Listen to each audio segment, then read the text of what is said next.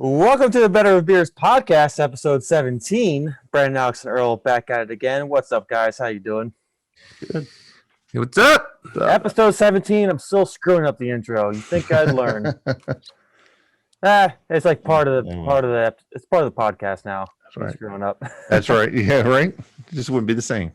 Well, we're back at it again, and I got some hops behind me. Alex got some creepy looking gopher. What's going on with that tonight? It's Caddyshack. You know, we might go into a little bit about golf. Certain somebody here on this podcast ended up picking up a new golf set, and he started golfing. So yeah, like I need another hobby, but oh well, whatever. Hey, too many damn hobbies. Golf's a good hobby to pick up for sure. Yeah. Get me out of the house at least. Yeah, we definitely talked about golf on this podcast before with me and Alex playing with our buddy Mike, and I've been playing for about my 6th year now, me playing. Nice. So that's one of our themes tonight, and with my hops behind me, the other theme. So Alex was in charge of picking kind of the general theme and stuff tonight. We're taking turns every week, and we're featuring some double IPAs tonight, which I'm definitely happy about because in the past I've always picked a lot of IPAs. So you know me in the beer store picking IPAs, I had a ton to choose from. It's like a plethora of IPAs there and can art and all that kind of stuff. So I picked a primary double IPA. I did pick a backup beer as well. It's a regular IPA, but it's by the same brewery that I picked for the double IPA, and I picked it for the names. I'm gonna when it's my turn, I'll talk about that too because the name is awesome. Cool. You guys will love it. All right. Yeah. It's as good as a big green cooch, though. I'm telling you, it goes right along with the big green. Okay. yes. When you hear this, it goes right along with it. It's perfect. Nice. But yeah, we're featuring double IPAs tonight. We're gonna be talking about some golf, talking about some things related to the. I know PA is definitely lifting a lot of restrictions soon as far as the COVID goes and restaurants and all that kind of stuff. I'm not sure if Delaware is actually along the same lines or not, but They're going to be. Maryland already lifted a few, or actually, so Maryland lifted the capacity restrictions. It's still, masking and 6 feet distance, but it's slowly but surely. It feels like there's a small change every week, at least, somewhere close by, whether it be PA, Maryland, Jersey, and actually next week is my wife's birthday, and we're talking about going out to one of our favorite spots in Maryland, Chesapeake City. Cool. For dinner. Okay. That'd be nice. Yeah. I love eating in Chesapeake Bay. I feel like whatever, the whole tri-state areas, whatever like PA does, New York, Jersey, and Delaware follows, or vice versa, whatever, they all kind of do the same thing. Yeah, and it's funny. So I work at a bank, and I work with a lot of people that are from several different areas, both in the United States and outside of the United States. And we're doing this thing where we're talking about, foods that are indigenous to the area that you're from. So it's interesting how, some people that are from areas that are further inland, in contrast to places like Delaware and even places in Pennsylvania that are closer to the shore, the foods and even some of the beers and spirits and everything are just so wildly different, including wine. Wine is wildly different too, whether you're close to the water or you're far away from the water. So leading back into the whole Chesapeake City, it's pretty close to crab season. So we're definitely looking forward to that. Nice. No, yeah, I get that down here too, because moving down to South Central Virginia, and I'm right on the North Carolina line, there's a lot of Southern geared foods where they call the same foods like we eat lima beans. Down here they call them butter beans. Lima beans. Yeah, I always call them lima beans, and of course I'm at the table with all my in-laws, and I'll still say lima beans just because I'm gonna say it. They say, "Well, you're down here now. That's not what they're called." So, I put butter on the lima beans. Well, that's what they do. They call them butter beans. Okay, is that why? Yeah, I mean they cook them the same way. They do add a little butter to when they're cooking them, but I mean so do we. But it's just I don't know. Just like they call drywall sheetrock. I always call it drywall, but it's funny. I was talking to someone that lives down here that came from like the Boston area, and I was talking about like being close to PA and all the German influenced foods like sauerkraut and kibasi and pierogies and all that stuff. Like we Yeah. grew up and were raised on cabbage and all that kind of stuff. But down here, they don't eat sauerkraut at all. Like I've yet to see sauerkraut on any type of dish anywhere. Speaking of cabbage, I just had ham and cabbage the other day. Oh, that's a good Irish treat. Yeah. Not for the first time, right? No. Okay. Just making sure. My mom and grandmother in Delaware always made it like growing up. Yes. But, I went to my girlfriend's mom's house the other night, met her brother, and she made ham and cabbage for St. Patty's Day, just like meat, potatoes, that kind of stuff. Perfect. Yeah, it's one of those good wholesome home cooked. Yeah, I loved it. It's feel good. Comfort food. My girlfriend and brother were like, "Oh, ham and cabbage, yeah." I'm like, "Hey, I'm good. Let's have it. It's great." I grew up on it. It's pretty cool, and another thing to go into like different areas that are so different, with terminologies and food and beer and everything, our area specifically, since it is closer to the water, is definitely influenced by so many different, cultures because, there were so many different, families that came in by the boat up into Wilmington, Philadelphia, and up in New York and Ellis Island. Yeah, the big German and Italian influences that way. Yeah, but that I think I know I've talked about it on the podcast before. Finding that German settlement in the heart of Texas, it's just where people settled and they brought their culture with them, and it's just depending where you are, it's just you end up getting a taste of that culture if they keep it alive. Yeah, so, I will reap the benefits of that all day long. No doubt. All right, so let's get into the beers that we're drinking tonight. We're doing double IPAs. That's our beer type of choice tonight, and I'll let Alex go first since it was his choice. All right, so the beer that I picked was it's from the Flying Dog Brewery. It's called Double Dog. It's 12% alcohol as a double IPA. And Flying Dog, that's the Raging Bitch, and yeah, I've never seen this one before either. Me neither. I've never heard of that. It was right in between Raging Bitch and God, what was the other one? Snake Dog? Yeah, Snake Dog. Yeah, so I had to do a double take because this one's Double Dog and it's right in between the two. But it's a pretty cool bottle art. Yeah, it's got a half man, half beast with whitey whiteys on. Yeah, the guy that does all the Flying Dogs artwork is Ralph Steed. I actually have a deck of playing cards that they did. Nice. Oh, nice. Yeah. Yeah. Sure. But there's a Flying Dog logo on the back. Oh, cool. There you go.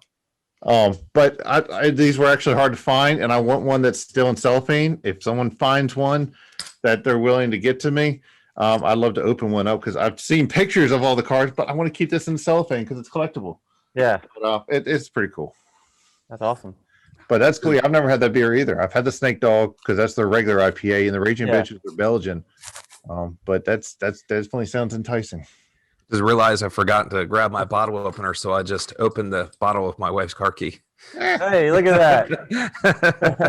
Find a way to make it work. That's right. If you don't know how other ways to open up a bottle, then you need to drink more beer. If you didn't have that, we would make you do it with your teeth. It's a man skills. On air with your teeth. Dude, you see that one talking about with your teeth? There was like I saw a YouTube video of some rugby player that had a tooth knocked out, and he got a metal tooth implanted that had a bottle opener built into it. That's so cool. Yeah, that is dedication right there. Right? Yeah, I'll see if I can find a picture of it. But no, it's like a whole video of him getting this tooth implant, and they designed it special so he could and just pop a bottle thing off. I'm sure it's pretty expensive, but if I win the lottery, I might just do that. I mean, if you got to replace the tooth anyway, might as well make something more useful out of it. So. Yeah. Woo. What's the percentage on that, Alex? Did you say the percentage? 12. Oh, dog. Someone's getting lit. Yeah, that is a double IPA, all right. Getting turned up. Very hoppy. You don't find too many 12%ers even. Yeah, my double IPA is not 12%. No, most are around 9, maybe 10, but mine's only 8.2. Mine's 9. Yeah, I mean that's pretty common, but 12, holy cow! I mean, apart from 120 minute, that's you don't see too many of those. I think the last time we had a podcast was the last episode, maybe the episode before. Alex had a really strong beer, got pretty turned up, and he was kicking ass on Call of Duty. Yeah, actually, both were. You both were. That's right. That's great. Right. What's going on? You guys are the last guy left, like 1v4, like just winning games. Like, damn. Yeah. I wasn't turned up enough. Yeah. Well, and before this, I mean, I shared a picture with you guys, but just for our viewers, I was Oh, we can't talk about that picture. cook That's after dark. No, okay. cook myself a steak dinner, Brandon. Yeah. Mhm. That looked And good. I was drinking Maker's Mark Cask Strength, which is 108 proof bourbon, Yeah. and it is incredible with steak. I was not too much of a fan, just to kind of reverse this a little bit. Earl and my brother-in-law each all hopped on a Zoom call, and we all did our own little bourbon tasting, and that was one of them. The other one was Wild Turkey's Rare Breed, and Which was I was 116.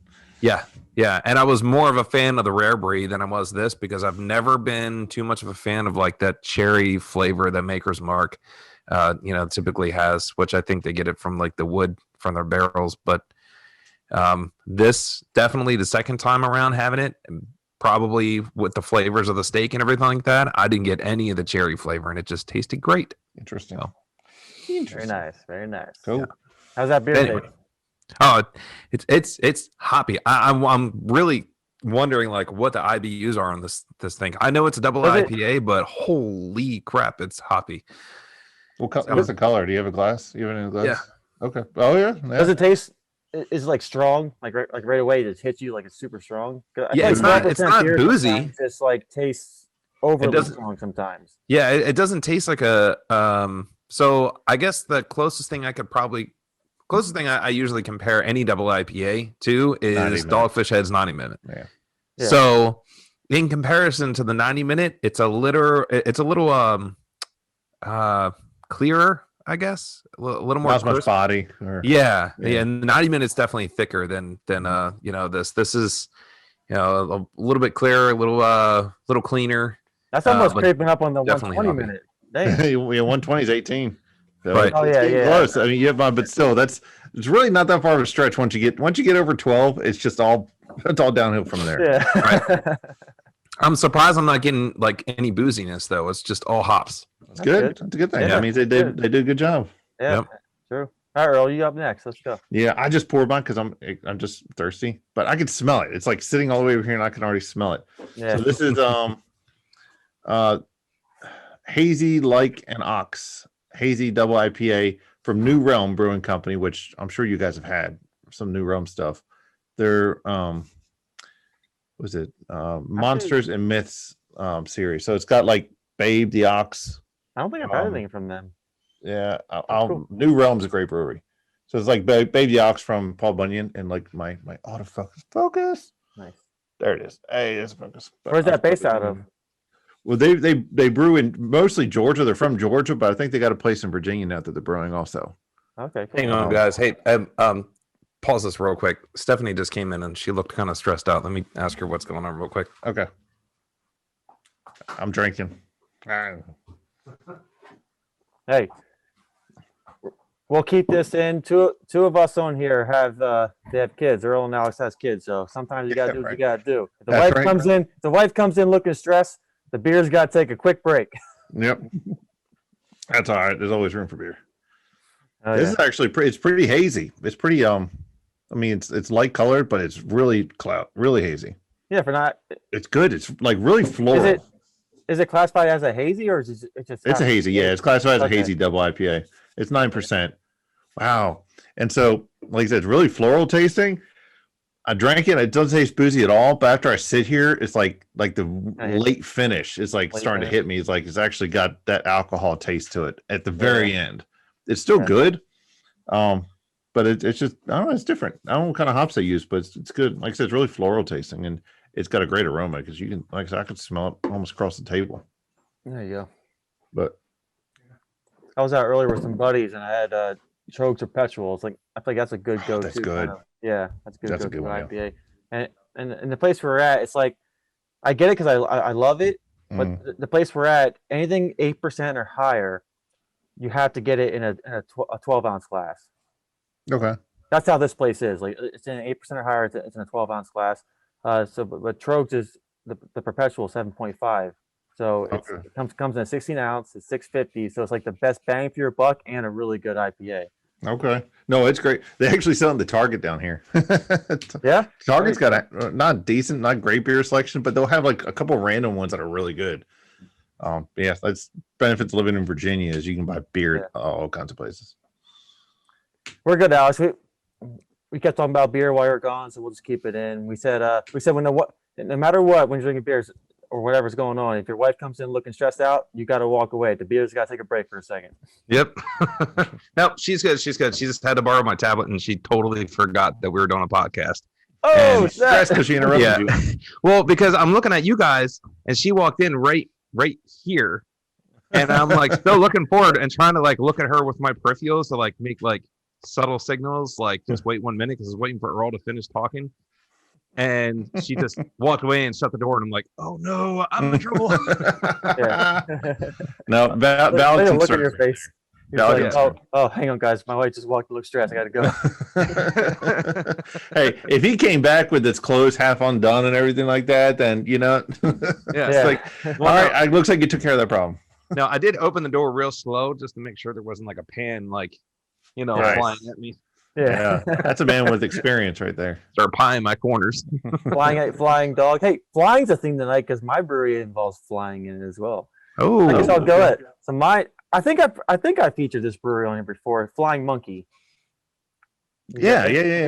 Oh, definitely. Yeah, you definitely talked about it at some point. Yeah. So double IPA. It's Flying Monkey. It's called Adventures in Time Surfing, and cool. It should go well with my green screen. That's cool. I like that. I remember that. Yeah, I remember that Flying Monkey logo now. Yeah. I was getting confused with Golden Monkey, and I'm like, wait, not the same. Not the same. Yeah. So it says double IPA up top. At the bottom, it just says strong beer. It's 8.2%. It says space for all. Aren't you glad there's mango? It's a blood orange and mango materialized in. Oh my God, I can't say this word. Ubiquitous. Hip hop. It's hip hop anonymous. Ubiquitous.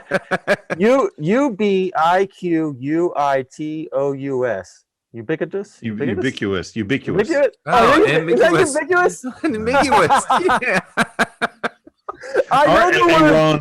I know the word ubiquitous.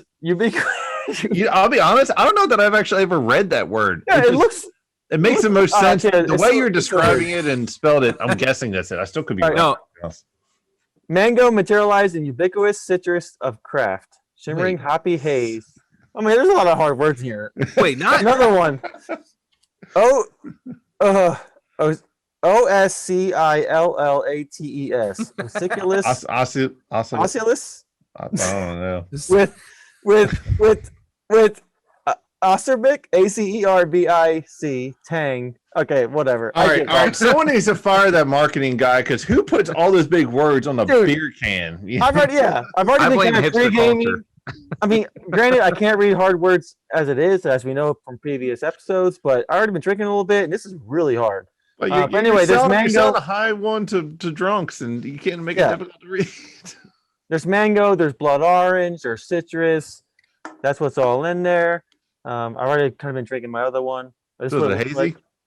It doesn't say hazy on the can, but it does. It sounds like all the fruit. All the fruit usually really makes it hazy when they do. It does. Look, look how thick it is. Oh yeah. Oh wow. That's like that. That's like that wombat one that we tried that one time. Oh yeah, that one was like you could chew orange juice. It definitely has this like a citrus on the front, not too strong. It's 8.2%. I think I said that already, but it's a very easy drinking beer. It's not too bad.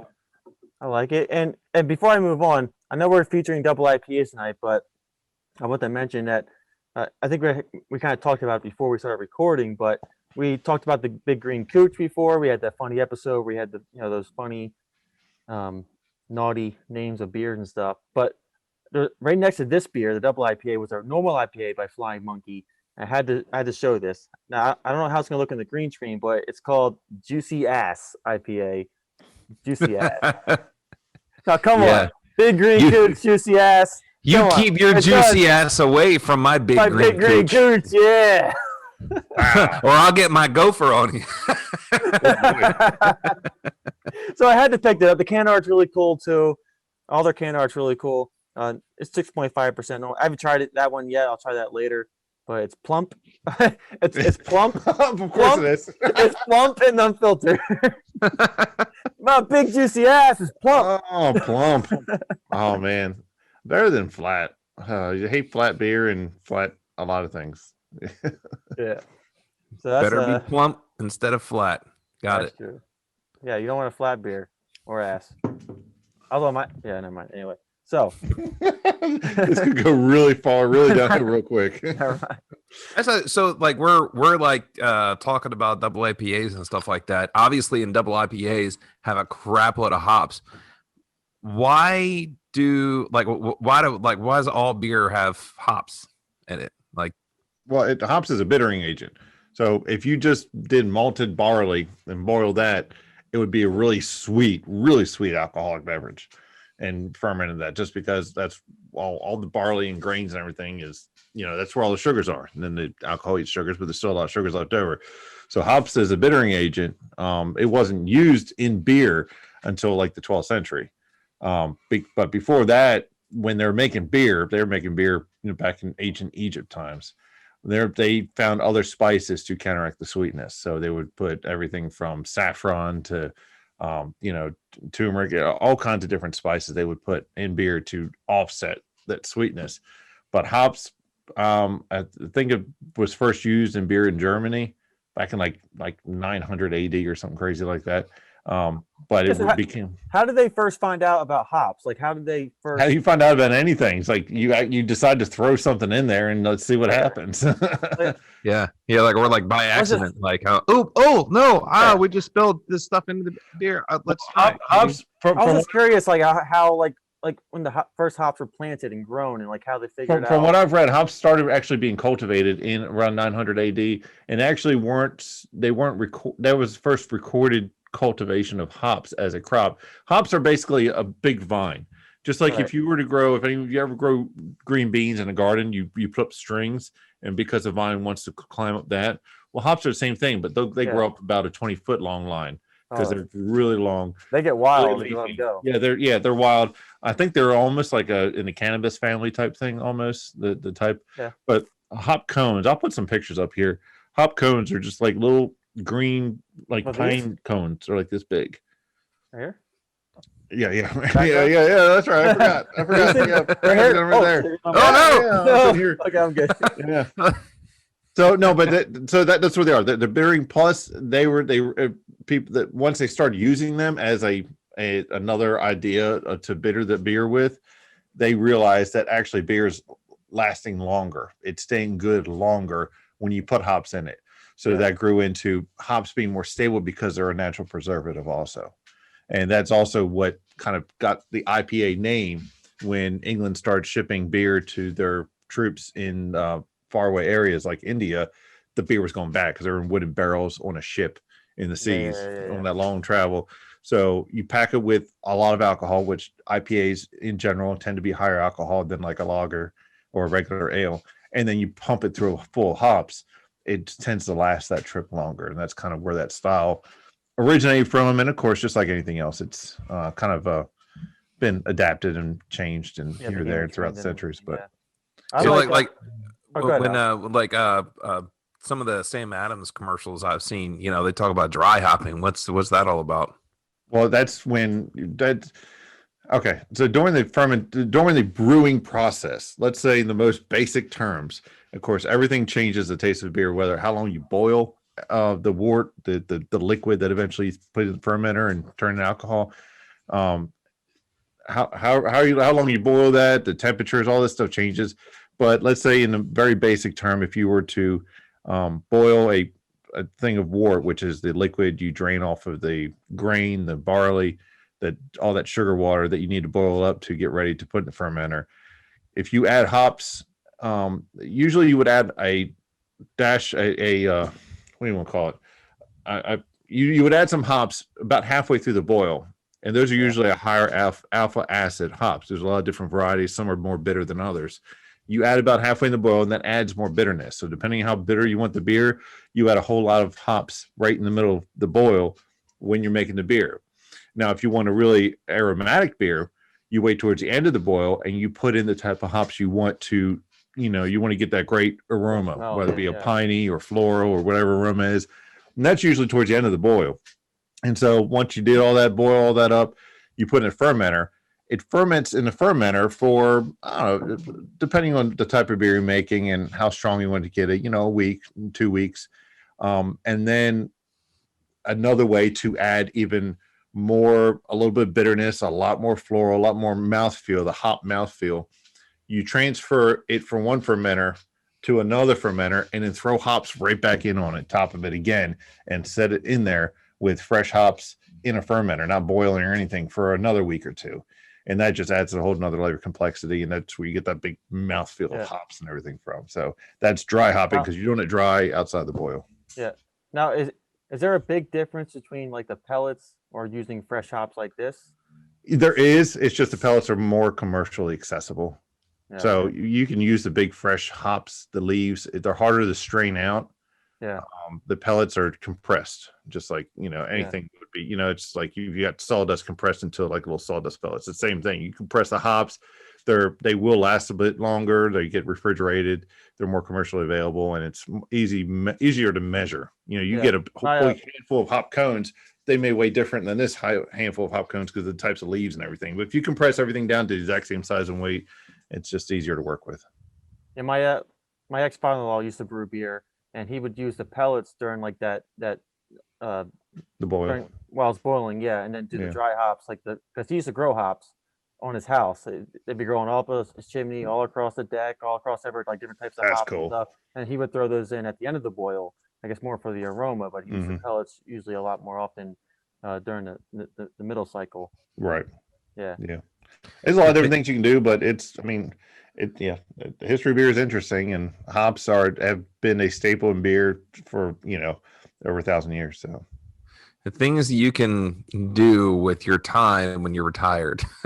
I think it's cool that nowadays it's come to the point to where anyone and everyone can brew your own beer. You can grow your own hops if you want, or buy hops, but you can brew your own beer. And you can get in like no matter what. Like if you're a brand new newbie, you can start brewing your own beer and get in the process and stuff. Where it's just really cool. They can do that. Well, the bigger the quicker that hobby or that passion goes, the more people that get into it, the more these little brew shops are open, more mom and pop things and little businesses and more varieties. And speaking of all the brew shops and breweries and stuff like that, and dealing with all these hops. Earlier on the Facebook page, I found a cool article about like last month. Years ago, there was a national hop shortage, and some of the bigger breweries, like Sam Adams, hopped in there and hopped in there. And they were and they had contracts with their distributors to where their distributors had to deliver the hops, and they ended up donating tons and tons and tons of hops to the smaller breweries and everything to keep them in business. Yeah. And that's just one of the outside of the obvious reason of I love drinking beer because I love the way beer tastes, I love the beer industry for that reason. It's in so many different areas of corporate America. It's a dog-eat-dog world. But when it comes to the brewery scene, everyone wants to collaborate. Everyone wants to work together. Everyone wants to see everybody be successful. All the little guys do. All right. The craft brewers do. Right. Yeah. I'm not talking about Anheuser, the man. All the local breweries here, like they'll have a tap or two of some other local breweries, and they all like to help each other out, which is cool. Like that's how you should do it. Right. Absolutely. And speaking of brewing your own beer at home, Alex, you haven't started. You're about to brew one, right? Yeah. So I have the stuff to brew beer. Not quite to the level that Earl has brewed beer. He's done all grain brewing and everything. I have an extract kit. So our, combined mutual friend Mike, him and I went up to the brewing supply store, and how long ago was that? It's rubbing in. And our mutual a few months ago. Our mutual friend Mike actually brewed his beer. He did. He actually did it. Yes, he did. What did he make? So he made a coffee stout. Yeah, he made a coffee stout, and I ended up getting a porter. Okay, and I plan, it's going to be called procrastination we'll both do a coffee beer. I'll do a coffee porter. You do a coffee stout. And see how it works. Take Earl's name. I like that. Yeah, you like that name, Alex? No, I didn't hear you. Procrastination porter. Yeah. Call it that. I will. And you know what? I'm going to feature it on this podcast, Yeah. regardless of whether it sucks or Yes. not. I'm going to drink it. Yes.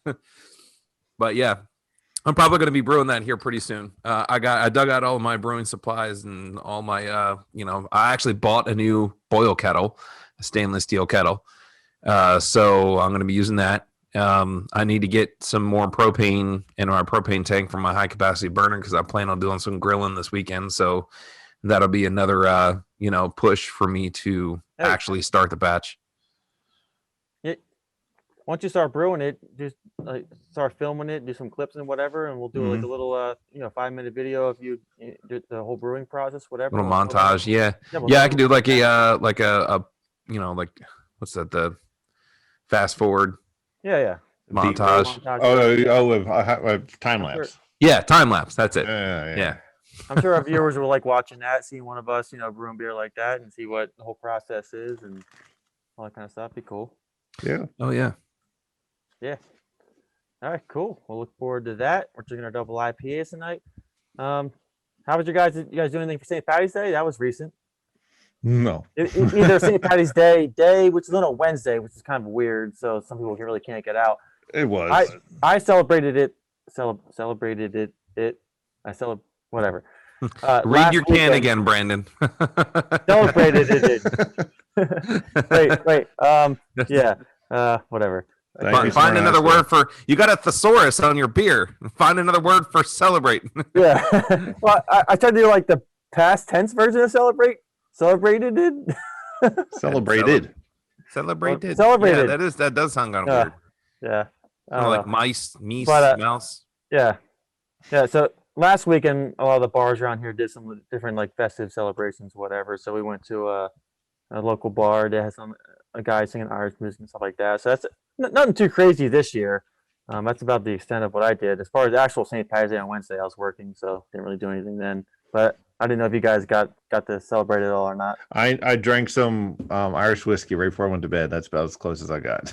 So there you go. Good. It was good Irish whiskey though. Redbreast 12-year. I did do a car bomb, an Irish car bomb. No. Which I don't think they actually. I don't think they actually. I don't think they actually do Irish car. So this whole St. Patty's Day, we like fluff it up over in America. Like everything we celebrate for St. Patty's Day over here is not what they actually do over in Ireland. Well, no, you don't want to go into an actual Irish pub in Ireland and ask for an Irish car bomb because they don't actually do that over there. It's an insult. Yeah. The whole Irish car bomb came from or you might want to ask a local bum to start your car when you leave the bar. Yeah. Before you get in it. No, the name Irish car bomb actually came from when Ireland was under attack by the IRA. The IRA, yeah, and people were getting blown up in their cars. We're assholes over here in America. Pretty much, we just make fun of the situation. Yeah, that's usually how it ends up. And apparently, like all the green everywhere on St. Patty's Day and stuff like that, like they don't do that over there. No. It's like they're like, you idiots over there, what are you doing? Like we just completely like, I don't know, just made St. Patty's Day and our own thing, I guess. Hey, but were you with us? I think you were. No, I might have been. I remember going with Dave and Larney and a couple of them to South Street in Philly. Were you with us? No, I don't think I was with. I mean, I've been down there, but I don't think I was with you. Yeah, for that one. But yeah, that was an interesting St. Patty's Day experience. South Street in Philly. If you ever, if all the COVID restrictions eventually lift and we can go back to life normal, go to South Street in Philly for St. Patty's Day, and you'll get a once in a lifetime experience. And I literally met a leprechaun that night. Oh God. He was the guy that was checking IDs at the bar, sitting up on a stool, and he was dressed like a leprechaun. Naturally. And by that point, this was like the fourth bar that we went to because we were just hopping up and down, South Street. Hopping up and down. Yeah. Right. And this bar was upstairs. So I walk up these steps and this guy's sitting behind a podium and he's asking for IDs. He's behind a podium. I can't see his legs, feet, or anything like that. So I just assume he's, standing up or he's sitting down. But I mean, like, I just saw like from here up and, and then his hand reached out for my ID and Your little hands. I'm like, Oh, is no. it a leprechaun? Wow. Yeah, that's probably just a bad part of the night that you Yeah, but discovered I mean, that, come too. on. You're dressed up as a leprechaun. You Oh, he are. was I know they working like it. to be He was called little working it. people. He owned it. I don't want to say the M, Yeah, you know, yeah. word midget, but they like little people. So Little people. yes, you were a What? little person. I don't know. I dressed don't know up what the like a PC leprechaun. term is nowadays. I don't know. Shorter than average. Yeah. Yeah. Speaking of St. Patrick's stories, like real quick. So they haven't done it since COVID and stuff, but well, Alex might be familiar with the radio station WMMR up here. Yeah. Yeah, very popular radio station. So every year pre-COVID, obviously, they would do a St. Patty's Day celebration where they would start like 7 a.m. At one bar, be there for like a few hours, then bar hop to another bar and broadcast there with the next host, et cetera, all day. But it would start like 7 a.m. But back around like I want to say around like 2011, maybe I was still in the Marines, and I was out with some Marine buddies, and there was one Marine that was with us. He was kind of the special Marine. I know we're all special. I get it. I know we're all special. This guy, he really enjoyed his crowns. This guy was a very kind of special, like not the brightest guy, whatever. So he wanted to go out, but we didn't tell him where we were going. So we went out and we went to the first bar, and Preston and Steve were there, and we went there, and yeah, went there first, and then we bar hopped to the next bar where Pierre Robert was there. He was the next host. Once we went to that next bar, this guy just happened to be there. His name was Laura. His last name was Laura. And Lars, he comes over. He's like, "Yo, guys, what's up?" And we're looking at each other like, "Oh my god, great! Like, what's gonna happen now? Lars here, whatever." So we're sitting there, we're chilling, we're drinking, we're all getting pretty drunk. This is probably around like 10 a.m. now at this point. And we go to Pierre Robert. We're talking to him like during one of the commercial breaks. And he's like, we tell him we're Marines, whatever, blah blah. He's like, "Oh, that's cool. Like, hey, when the break's over, I'll get you on air. We'll talk to you for a little bit, like a minute or two." Like, "Oh, sweet, that's cool." Me and my other buddy Lars like just drinking somewhere else. So we're on air, whatever. We're talking, like he's asking some questions, basic questions, whatever. We're like happy that we're on the radio. Then Laura sees that we're talking on the radio. He comes over. So Laura joins in. And Laura's like, at this time, our unit was about to deploy. So I never deployed my unit, but my unit did deploy. So he comes over, he starts going like, "Oh yeah, we're about to get deployed over in Iraq at this base and this and that," like all this information that you're not supposed to tell people, all on the radio. That guy. Okay, and we're like, "Oh my god, we are so screwed."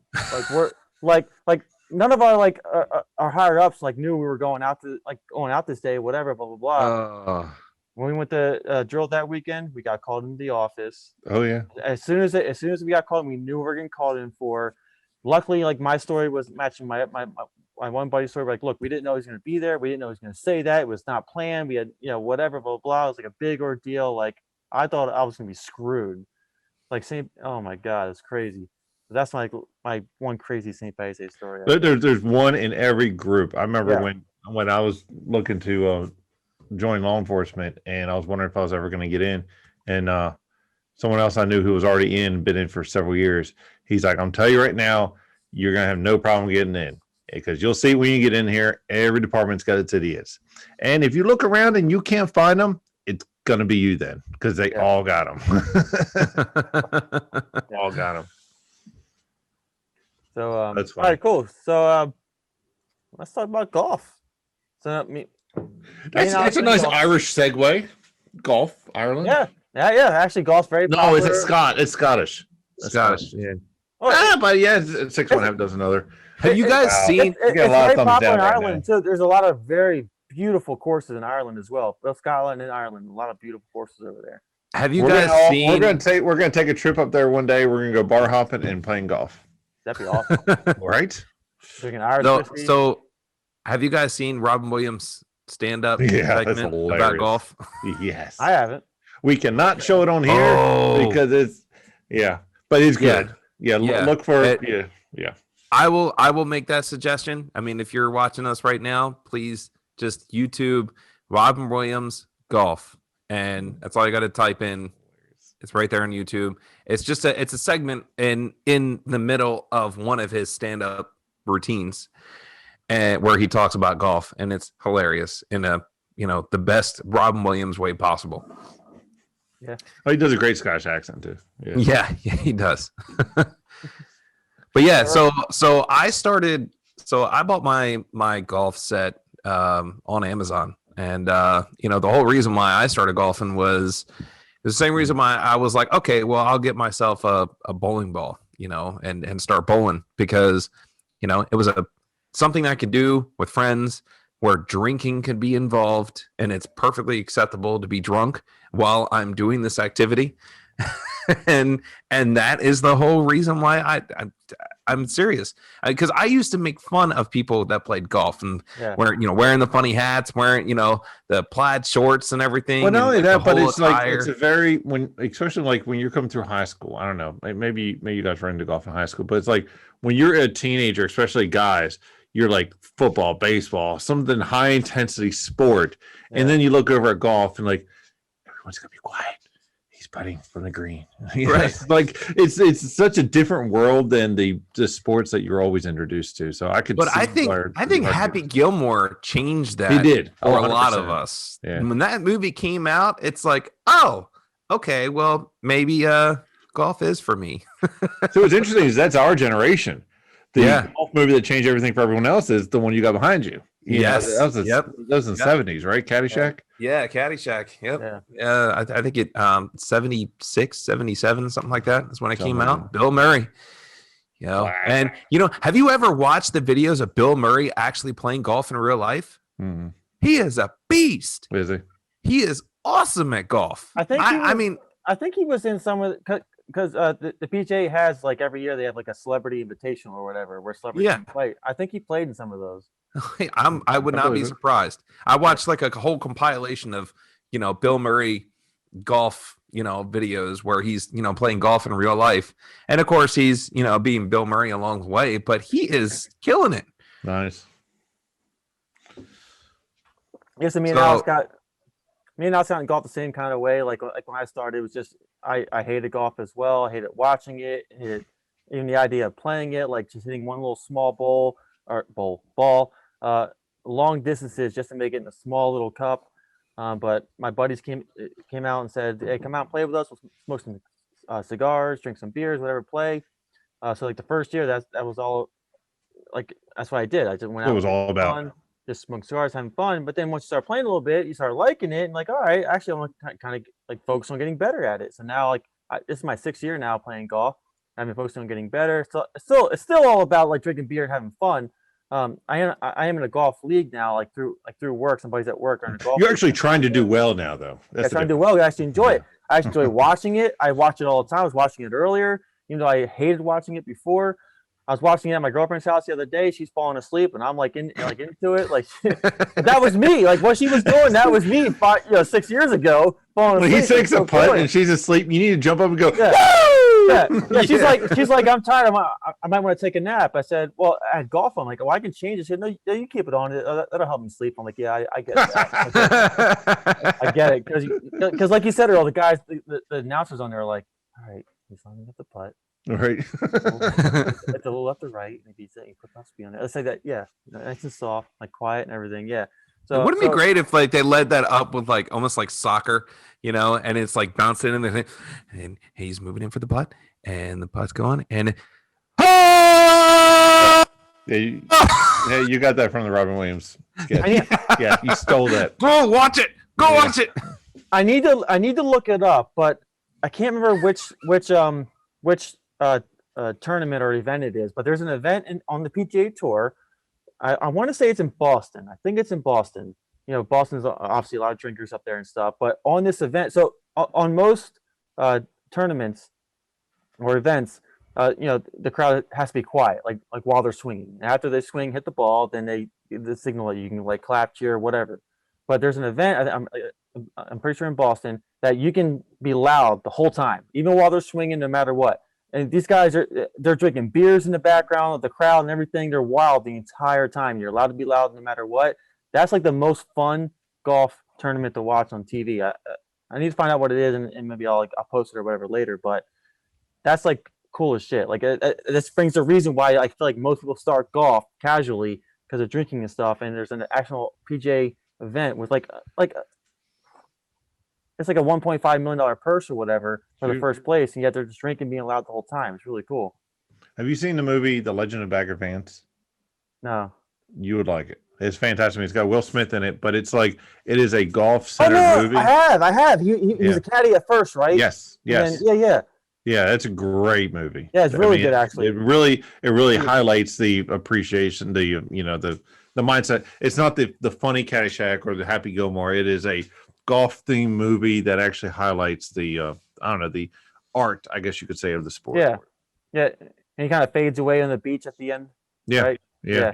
No, that's a good movie. So we brought up golf for this episode and stuff because Earl just got into golf. Yeah. He's like, well, I've played a few times with like we visit Alex or someone else, another family member, and they want to go do a par 3 or something. I'm always borrowing someone else's clubs, but it's like I never wanted to put money out for it because if I don't feel like I'm going to play it enough back home by myself, then I don't want to put the money up for it. So I didn't want to get into that. Well, my wife recently wanted to look at getting a membership to a local country club because they got a pool and something she can bring the kid to. Yeah.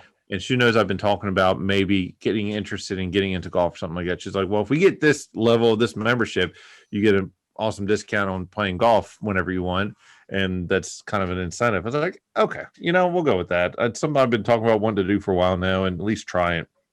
Honestly, you played it right. Like, instead of saying, hey, honey, I'm going to go play golf and that's just the only thing, like you said, oh, hey, there's this country club. They got pool there. They got all this other stuff. So now it gives you a reason to go play, and they got something to do as well. So you played it right. Well, and it's cool too. Apparently, this country club, they got we got it on their Facebook page, and they'll do like little events, like they'll do like a poker night on Saturday nights. Yeah, and just get a bunch of tables out, and it's just something to do, being around other people. So I think just being part of this organization would be nice, good for us, anyways. But like I said, it's going to give me something to do, get out of the house, and I found a good set of Callaways used for a good price. Yeah, I went to the Big Berthas, right? You were saying the Big Berthas, yeah, not the new ones. The new ones, I looked up the price of the new Big Berthas. Holy crap! Like the irons are like $600 for a set of irons. Yeah, right. But I paid like $220 for this set. It's a complete set with the bag and everything. It's a local pro shop. The guy just took it as a trade in, and he told me, he's like, I'm not trying to make any money off it. It more taking up room on my floor than anything, but I'll give it to you for $220. It didn't have a putter, but I was talking to him for a while. I was talking about getting new into it. He's like, well, I'll tell you what. He had a bunch of used putters.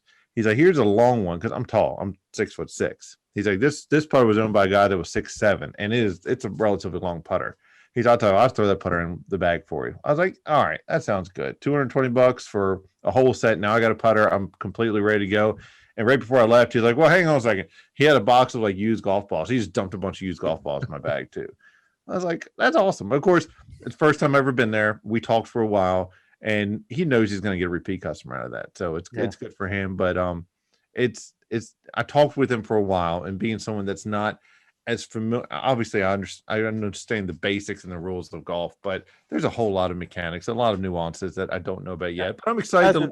That's the thing. Like, even 6 years in for me, like the mechanics, the technical aspect and mechanics of golf, like once you get into that, it never ends. Like, right. you're always going to try to hone your skills. It's a very hard sport. It really is, but it's so much fun once you get into it.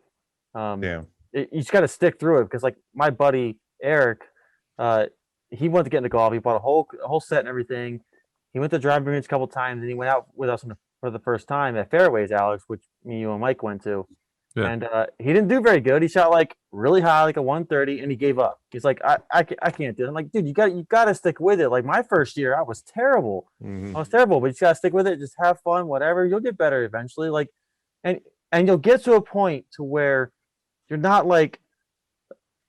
You'll get to a point to where you're consistent. Like, you're not going to be like great, like shooting like 70s and 80s. I'm consistently bad right now. Yeah, but you'll get to a point to where you might shoot like mid to upper 90s or like low 100s. But that's good enough to where you can always go out with friends casually and have a good time. I don't care too. It's like everyone wants to get better. You want to do better. You don't want to just completely just be wasting time out there. But at the end of the day, I'm not that kind of guy that if I start doing bad, I'm going to get frustrated. Yeah. I'm going to go, if I go golfing with complete strangers, I'm going to be like, gonna be a long day, guys. Just telling you right now. But yeah, we're gonna have some fun. I don't care. You know, this Yeah, is for like sure. I'll own it. But you know, I went to the driving range today after work, first time with these clubs, and you know, hit a couple really nice ones, but then hit some that were like the people next to me were started looking at me. I was like, Yeah. eh. So now I know I got to work on it. I just need more consistency, more work at it. But like I Yeah. said, it doesn't bother. I don't get embarrassed easy. It doesn't Hey, bother me. it's the right time to do it because the weather's finally starting to get better now, Right. and Yeah. there's nothing like for me now. There's nothing like a nice day going out in the golf course for like 4 hours on a beautiful day, and the golf course just puts you in a good mood because of how, like, if you go to a decent course, like just how Well, the it's very greens serene. are. It's quiet. Yeah, it's very serene. Cars The driving atmosphere. everywhere, and Yeah, yeah, yeah. There's some courses you go to where they might be like more like north, like towards the mountains. So it's just like you're up in the mountains. The trees are around. There's like it's quiet. It's like just nice. It's so I like that. yeah. It's like I don't know meditation in a way. Yeah, no, Like, absolutely. Like you said, it forces. See, that's what it does though too. It forces you to slow down, mhm. like your mind, your body, everything. And like if you want to do halfway decent, you need to actually like slow your breathing and slow Yeah. down. So no, I'm It, I'm, I'm looking forward every to it. I don't expect to do super well overnight, but at the same time, I won't give it up anytime soon. I promise you that. I don't care how I could do completely terrible for a year straight. I won't give it up right away because I just I like hobbies. I got a lot of hobbies. I've always try to dive into them as deep as I can. And now we're paying money, like going to a gym, having gym membership was like, I feel like I got to go to the gym because I'm paying for this membership. Well, we got a membership to this place, so I'm going to try yeah. to at least get my money's worth. Yeah, and it's nice because it's not like a super strenuous sport. Like Right. you're right on the cart, you walk off to the tee off, whatever. You drive to your ball, hit it. So it's not too much physical activity, which is nice. I tell you what, this course is hilly though. Oh So yeah, yeah. Like when we went to check it out, just and we told them because you had to have 3 referrals to actually go to this place. yeah, And my wife taught my wife's a teacher, and one of her coworkers referred us, and then we started getting realized who else we knew that was there, and we're just like, all right, let's just drive up there and see if they'll let us walk around. We talked to the guy in the pro shop. He's like, walk around, I don't care, do whatever you want to do. This is where everything's at. If, walk over here type thing. And they were slam busy with people to the point where there weren't even enough golf carts, and some people were carting their bags around, and it is a hilly course. It's like, well, I might get some exercise while I'm at it too. So yeah, gym membership, golf membership, 2 birds. yeah. Well, But we'll see. I played in when I traveled Europe in 2017. I was in England for about 6 months, and I brought my clubs over. Really And cool. yeah, which is really cool. And over there, the courses are super, super nice. But they don't drive carts over there. You walk on every single course. And on top of that, every single course is super freaking hilly. So like That's it was a true, yeah. workout going up and down on every single hole in those courses over there. But it was definitely an experience. Which was I have really to cool. like sit like eat like before I hit the ball each time. I'm just gonna have to sit down and just catch my breath for an hour before I stand up and actually hit it. Yeah. And then look, if you start playing bad, just start drinking some beers, and you'll be okay. Because you know what, everything's better with beers, including golf. That's right. That's funny. But Especially golf. yeah, especially golf for sure. I just played last weekend, actually, Alex, at the same course with a couple coworkers. Is this your first time this year? Yeah, first time. I actually played Nice. really. I thought I'd be super rusty because I hadn't played in a while. Yeah. I actually shot one of my best scores, like on that course, or just also in general, like overall. Even though I was rusty, like it was cool, and we were actually drinking. Like they brought. Hey, Alex. Apparently, early on in the season of that course, they don't care about you bringing beers, or he didn't ask us anyways. Like when you guys came, he asked about, did you bring me beers? Dude, Right. To be fair, Alex looked a little suspect. He probably did. He probably did. And Brandon was just like, yeah, these guys are new. This is the first time they're here. Alex walked that up was with a a beer mistake. helmet on. No beers Right. yet. He's like, why? We ain't got no beers. Why are you picking me out of a crowd? Yeah. I mean, we had. Dragging I a had beer bong behind us. I had a 6-pack of Dogfish in my bag. They had like probably a 12-pack between the two of them of like, I think just Bud Lights or Miller Lights. Yeah, no, it's Bud Lights. And they had a bottle of liquor. We were doing shots of that, and they also had a canister of vodka and Red Bull. There's the 3 of us. the whole week, the whole Friday. Ugh. It was fun time though. You're But plenty yeah, hydrated. but they didn't ask. Yeah, but Don't tell. Know what they say. yeah. Right. All right, so so we're kind of changing things up for our podcast, and every podcast in the beginning we'll talk about our beers and stuff. Do a little TED talk with Earl, giving us some drop some knowledge about some beer and whatnot, and then spitball about whatever theme we're talking about, which we did. And then we're gonna end every podcast with a game. So it'll either be like the would you rather's like we did in previous episodes, a draft, two truths and a lie, etc. So tonight we're doing two truths and a lie. We'll do that again. Who wants to start off? Alex, you start off since you had the idea for the night. All right. Put that off. So I actually made my two truths and a lie golf themed. Oh, you did? Well, perfect. Nice. Yeah. So, all right. So first one. Okay. The longest putt was a mind-blowing 275 feet. Okay. Okay. Second one. The first golf balls were made of feathers wrapped in leather. They flew much further than the balls that came after and were used until the mid 1800s. All right. And the third one is golf was banned 3 times for years after it was invented by the Scottish government because they believed it interfered with military training. No, that sounds right. Yeah. I feel So- like the second one. I feel like the last two are definitely true. I feel like the first one The could be first one like, would be weird because that's a long putt because you wouldn't putt in thick grass. right?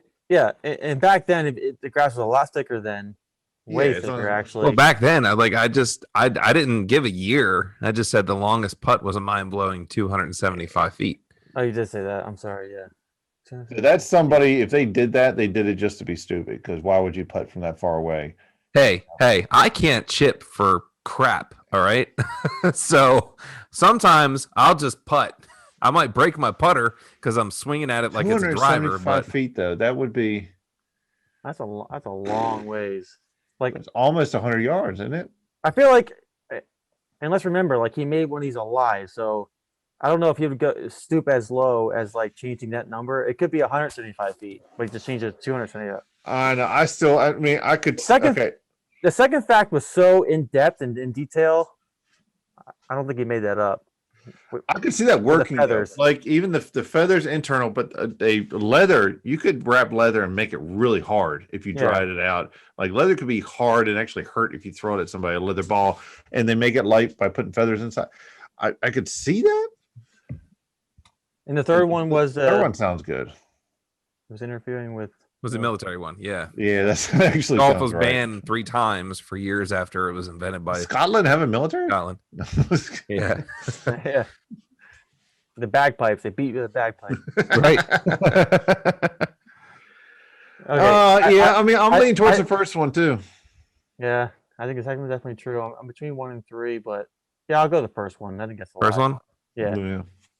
All right. That is a lie. Woo! You guys got it right. Good win. But the reason why it's a lie is because I did change the number. Yeah. But See. actually, Mhm. but the real number It's is even higher. 370. Oh, that's crazy. Oh wow. That's Okay. stupid. 375 feet for the longest That putt. makes no sense. Yeah. Wow. That's crazy. And that's why I made that one the lie, because I kind of figured you guys would pick that one as the lie. And I wanted that dramatic effect of, no, it's actually 375. Because that is a ridiculous Yeah. amount, or a It ridiculous makes no sense. distance to putt. Was Why that would the somebody consciously make that decision of, you know Yeah. what, I'm going to go with my putter. I don't want this to go in the air at all. I want to roll on the ground the entire way. That makes no Right. sense at all. Well, all I got to do is get my 9-iron and mine will roll on the ground the entire way. Yeah. For some reason, I can't get it up. That's in the my air. problem is I guess because I'm so tall, I'm always hitting the top of the ball. Like I can't scoop under it. That's my problem. That's one of my Yeah. problems. One of many problems right now. But Yeah, you definitely want to hit the ball first. Like people think you want people think you got to scoop the ball when you hit it, but Yeah. actually you want to come down. You hit ball first and hit the ground after. Right. And Okay. in quick time, it looks like you're hitting like you're The scooping the ground. ball. Yeah. But yeah, you want to hit. You're basically coming. If this is the ball, you're coming down the ball and hitting it like this, Mm-hmm. and the club's coming out after while the ball's going off, and your club's hitting the ground after, and your divot comes about a half an inch after you hit the ball. So you're actually hitting down. You're hitting through the You're ball. hitting down the ball, ground. yeah, down and through the ball. Yeah. And a very easy beginner tip to give beginners is when you're looking at the golf ball on the ground, actually look about a half an inch before the ball the entire time. Aim for that. Yeah. So Oh. aim your eyes about a half an inch before the ball because it'll naturally let you hit the golf ball first because you're aiming before it because you want I your kind of club like to hit that. after. That makes sense, actually. I like that. Yeah. And the second tip that there's two tips. That's one tip. The second Just a tip, is, though. Just a tip. Just a tip. The second one is do not look up until after you make contact with the ball. A lot of people want to naturally look where their ball goes. So if you do that, it's going to screw everything up. It'll screw up the way you hit the ball. Oh, you're goes. looking as you're swinging type thing. Yeah, because you're so worried about where that ball's going. But actually, even the pro players, if you actually slow it down, they don't look up until after they make contact with the ball. So you want to look down until you see that ball go. Then you want your head to follow the club afterwards. I'll look up because I just want to see the ball hit the guy next to me. That's all. I don't want to miss that. Trust me, that still happens. Well, that's why I always ground with my 9-iron because the higher the number, like, between like 9, 8, 7, 6, the higher the number, the shorter the shaft. Yeah. Did I make that weird enough? Yes, the shaft is shorter. I'm finding a shaft clip and throwing it in there right there. Wait, whoa, what shaft clip? Shaft. Yeah, that's true. That's true. There's so many different innuendos that you can use for golf. Oh yeah. And golf terms, it's just like putting from the rough. Yeah. Hole in one. Gopher. Hit my gopher. All right. Mm-hmm. It's here barely Alex coming out. Oh boy. There he is. It's been a while. Right. You turn around while I shave my gopher. Look, I went to the driving range today. This driving range I go to, I know we're getting off topic. I don't care. It's just funny because it just seems so. I don't know. Anyway, I don't know. I'm gonna offend somebody sometime. So I go there, and this is in a big sports complex, like a county funded sports complex that was put together. Really beautiful AstroTurf fields where they do football and soccer and everything like that. And just recently they threw this driving range on it, and it's $5 for a bucket of balls. I mean, it's just literally something else for people to come and do. I roll up there. There's this guy out there, and it's. I'm still in like a windbreaker jacket. It's a little chilly. It's like 55 degrees and a little breezy. It's still a little chill in the air. There's a dude up there in just a white t-shirt and gray sweatpants and flip-flops up there on the driving range, just whacking away. Like, okay, sure, that's where we're at. It's like, you do you. It's a little too cold for me, but yeah, it seems a little rednecky. Hey, the last time I went golfing it was Garrison's Lake Golf Course right up the street from my house. It was in December, and I was out there in a Carhartt and cargo pants with a beanie. Dang. And we played a couple rounds. We had to fight for a tee time on that one, I'm sure. Yeah, we were the only ones out there. We didn't have to worry about anybody. And they actually shut down half of the golf course because during that time they want the other half to build up, and they were doing some work on it too. Speaking of which, by the way, Brandon, Garrison's Lake Golf Course, they're building a clubhouse with a restaurant and a pool. And they are like really marketing hard on people getting memberships to the country club. So, all right, that's a side conversation. Market hard. All right, Earl, you're up. You go next. Okay. All right. So I made mine beer themed. Why not? So first one is in Russia. The place, of course, most famous for vodka. Yeah. Beer was not even considered an alcoholic beverage until 2013. Okay. My second one is in the wife carrying championships. It's a thing. I don't know if it's on ESPN or but Wife I've seen carrying? it before where it's like, yeah, you're like whether you want to do a piggyback style, whatever, carrying your wife. Oh, okay. Is this There also in actually is Russia? a challenge championship, wife carrying championship. The prize for the winner of the wife carrying championship, because it's like you run a race or obstacle course or whatever the case may be, is the winner is awarded with as much beer as the weight of his wife. Okay. And the last one is beer is actually the number one most traded commodity in the world. I think that's true. No, wait, in the world, most traded? In the US, maybe. In the US, I believe that, but in the world, I don't know. Well, think about. I mean, I'm sure. Think about all the imports that come in. From different countries. Well, Mexican imports. the most, yeah, but of all the commodities, it's the most traded out of all the commodities. I don't know. I feel like the wife one's true. It just seems so bizarre. It's probably true. The first one, Yeah, is the wife one out of Russia too? No, I swear I've actually seen that competition on TV sometime. Maybe a YouTube thing. I don't know. I swear I've seen that. It was a competition. It was a thing. I think you gave away a hint there. Now I'm beginning to think that's the false one. He said I think he slipped up and said, I swear I've seen that. No, I know it's okay. I found facts online and I manufactured one of those facts. Okay. So I looked for interesting beer facts. I found interesting beer facts and I manufactured or altered an interesting beer fact. What do you think, Alex? Okay, so all right, so he probably did the same thing I did, where he found a fact and he just changed. Altered it, yeah. Yeah, So the first one could be the lie because it could have altered the year. yeah. Well, Okay, that's okay. I'm gonna say here, if I were to alter a number, I'm not gonna do 1 year just to slip because that's just stupid. And Alex, what Alex did was fair because that was one extreme to another type thing. So right.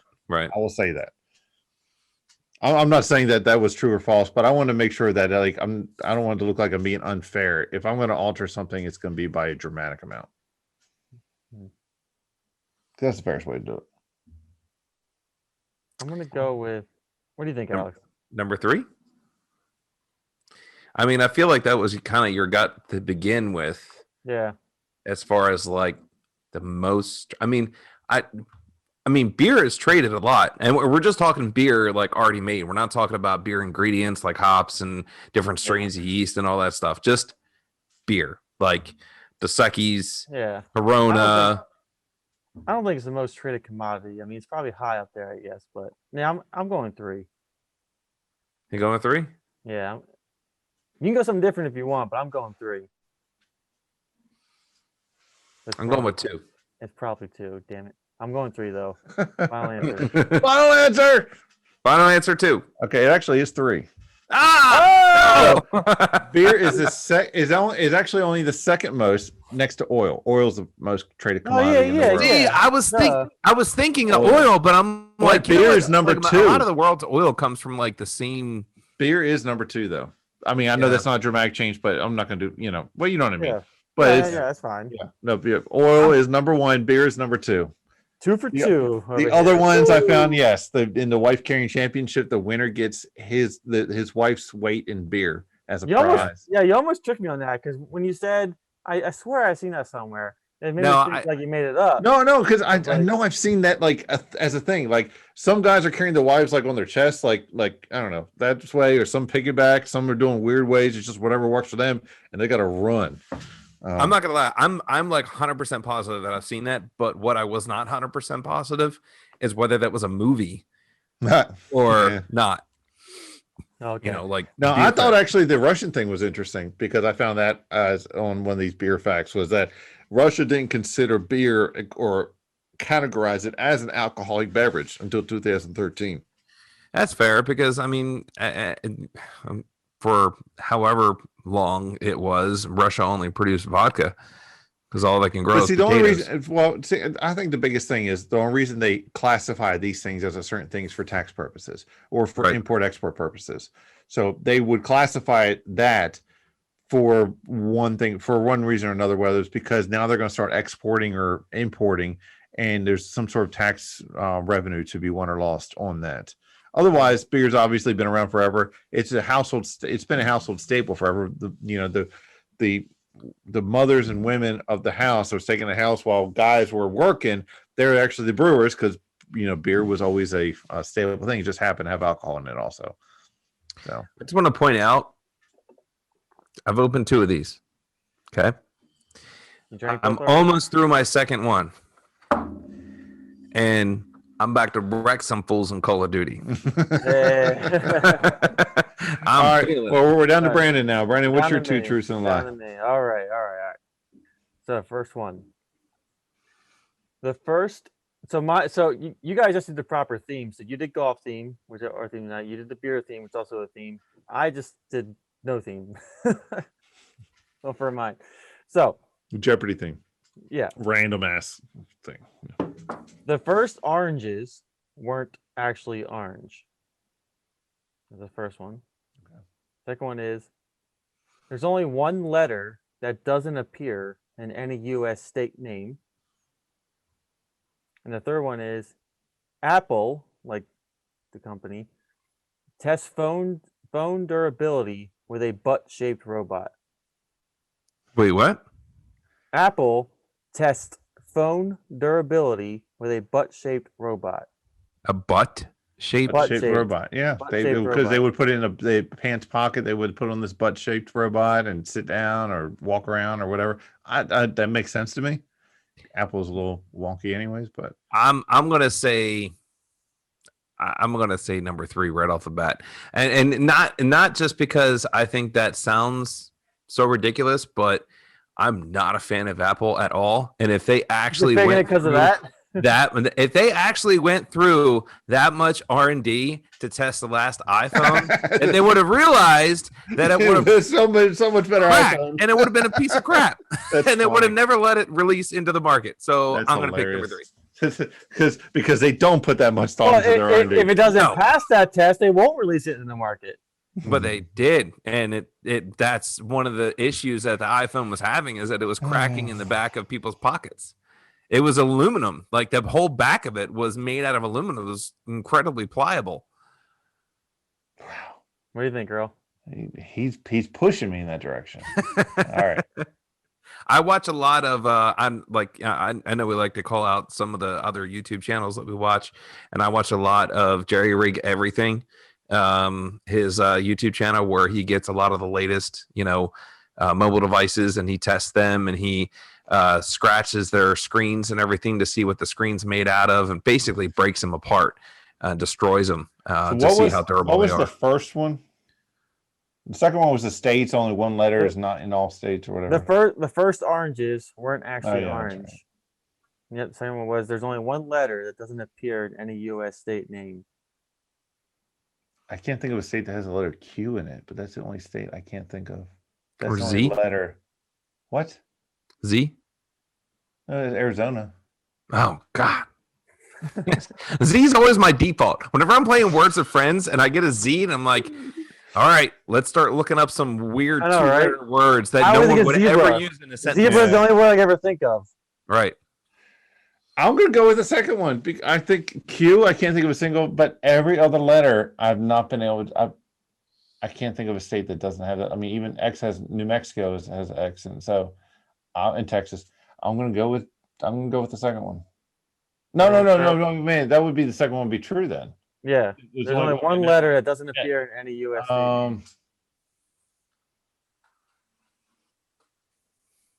name. Gosh, now I'm leaning more towards 3 now because I'm like I'm playing out number 2, but I guess that's making it true then the way I'm playing it out.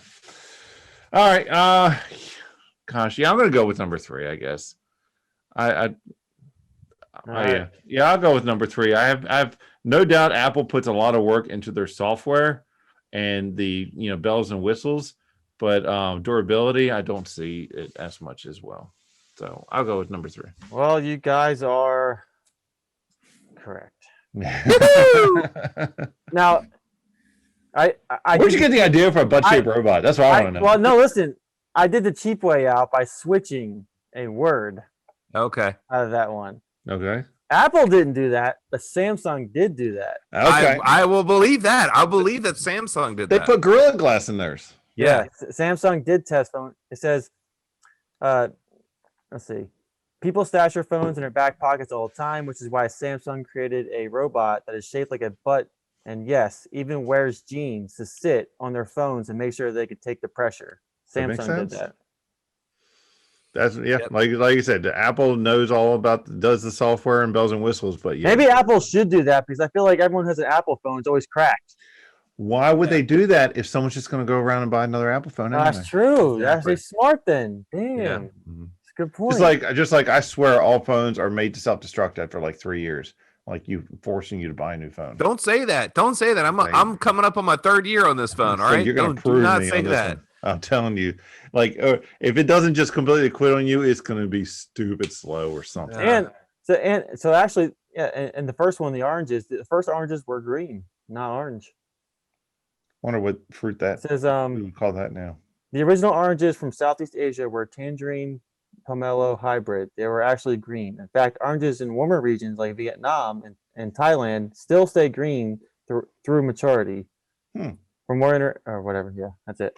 That's interesting though. I know I know a lot of citrus fruit came from the Asia area because I remember reading stuff about like Alexander the Great was really big into peaches and that type of thing. So And to bring in oranges to beer, Dogfish Head's Flesh and Blood with blood oranges is. Oh, my beer has blood oranges in it. Does it? Yeah, blood orange or mango. Awesome. See, There that's you beer. go. So I tied it in. Yeah. Segway! and green hops. Yeah, there you go. hey. All right, well, that's our episode. Another good episode, guys. Another fun one. Yeah. Next week, we'll feature a new beer. We'll feature some new topics and a new game at the end. I think it's Earl's turn next week, so we'll okay. find out what that is. Other than that, Alex is feeling pretty good, so he's going to lead our team to victory in Call of Duty, hopefully, after this. Yeah? Yeah. Play the NFL theme song. Yeah, we didn't hear that at all. And he's going to lead us out with the NFL theme No. song. Okay, so let's get a copyright strike right now. That'd be awesome. Oh, crap, we're screwed. Okay, maybe we'll end this sooner. Maybe we'll end this sooner. just in case. Yeah. All right, yeah, cheers. Hey, good episode. Hey, like us on Facebook, like us or follow us on Instagram, follow us on Untapped as well. Please There like, you go. subscribe, comment below. Any ideas you got or anything you got to talk about? Other than Yeah, that, let us know. cheers, guys. Good Cheers. episode. Yeah.